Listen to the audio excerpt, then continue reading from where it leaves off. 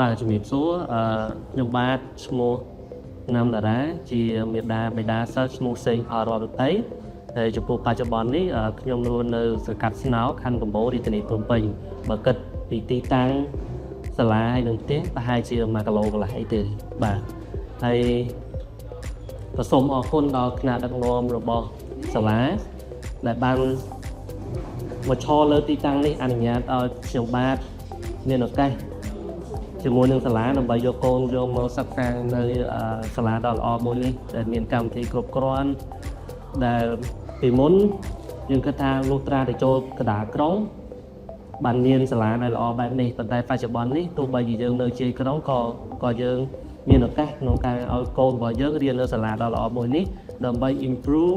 នៅចំណេះដឹងពាក់ព័ន្ធជាមួយនឹងការងារសង្គមមួយចំនួនឲ្យគាត់អាចដាប់លើការងារសង្គមហើយនឹងកម្មវិធីសិក្សារបស់សាលាហើយអ្វីដែលខ្ញុំពិនិត្យមើលឃើញគឺកម្មវិធីរបស់សាលាគឺល្អមែនទែនសម្រាប់ក្មេងថ្នាក់ក្រោមមត្តេយ្យឬក៏ថ្នាក់មត្តេយ្យនេះហើយឃើញថាកូនរបស់ខ្ញុំគឺអភិវឌ្ឍបានច្រើនទាំងចំណេះដឹងទាំងការយល់របស់គាត់ទាំងការអាដាប់ជាមួយនឹងមិត្តភ័ក្តិរបស់គាត់ហើយបើយើងគិតអំពីទីខំដែលគាត់រៀននេះគឺmìnhឃើញល្អប្រសើរច្រើនតាំងពីការនិយាយការគោរព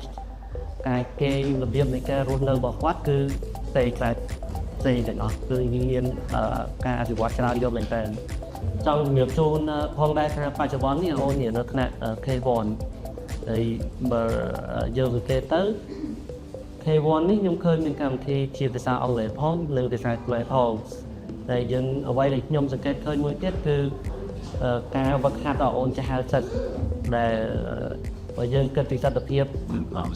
នេះអានេះគឺជាវិធីសាស្ត្រមួយក្នុងការសង្គ្រោះផងដែរខ្ញុំសូមឆ្លើយថាពាក់ព័ន្ធជាមួយនឹងបរិយាកាសខ្ញុំឃើញថាល្អមែនតើតាំងពីខ្យល់អាកាសតាំងពីតាំងគឺទលាយដែលអនុញ្ញាតឲ្យក្មេងអាចរត់លេង